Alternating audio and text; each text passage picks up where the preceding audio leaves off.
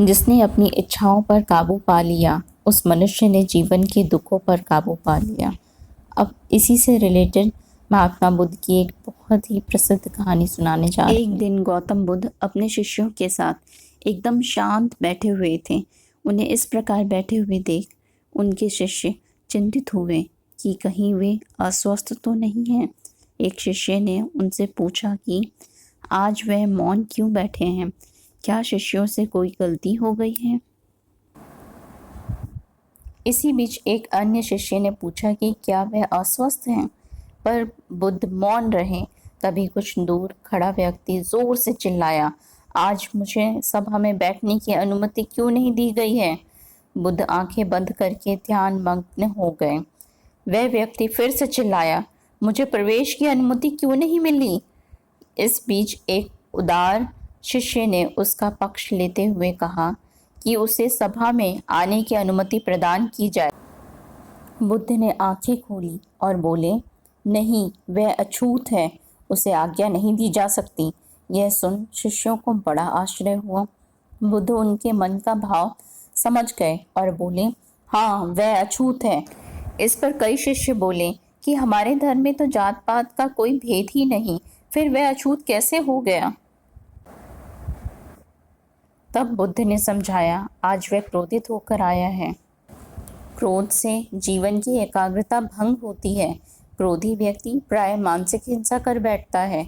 इसीलिए वह जब तक क्रोध में रहता है तब तक अछूत होता है। इसीलिए उसे कुछ समय एकांत में ही खड़े रहना चाहिए। क्रोधित शिष्य भी बुद्ध की बातें सुन रहा था। पश्चाताप की अग्नि में तपकर वह समझ चुका था कि अहिंसा ही महान कर्तव्य व परम धर्म है। वह बुद्ध के चरणों में गिर पड़ा और कभी क्रोध न करने की शपथ ली। इस कहानी का आशय यह है कि क्रोध के कारण व्यक्ति अनर्थ कर बैठता है और बाद में उसे पश्चाताप होता है। इसीलिए हमें क्रोध नहीं करना चाहिए। जिसने अपने मन को वश में कर लिया है, उसकी जीत को देवता भी हार में नहीं बदल सकते। असल मायने में क्रोधित व्यक्ति अछूत हो जाता है और उसे अकेला ही छोड़ देना चाहिए। क्रोध करने से तन, मन, धन तीनों की हानि होती है। क्रोध से ज़्यादा हानिकारक कोई और वस्तु नहीं है।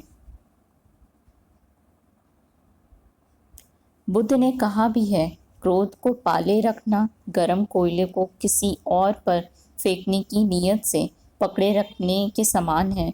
इसमें आप ही जलते हैं।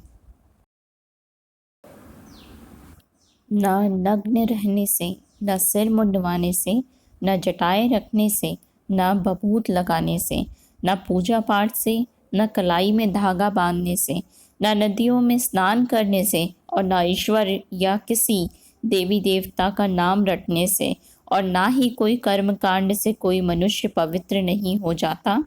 जिसमें सत्य है, सदाचार है, शीलवान है, वही मनुष्य पवित्र है। न जाति से, न वंश से, न जन्म से कोई मनुष्य अपवित्र नहीं हो जाता। जिसमें सत्य नहीं, सदाचार नहीं, शीलवान नहीं, वही मनुष्य अपवित्र है। धन्यवाद।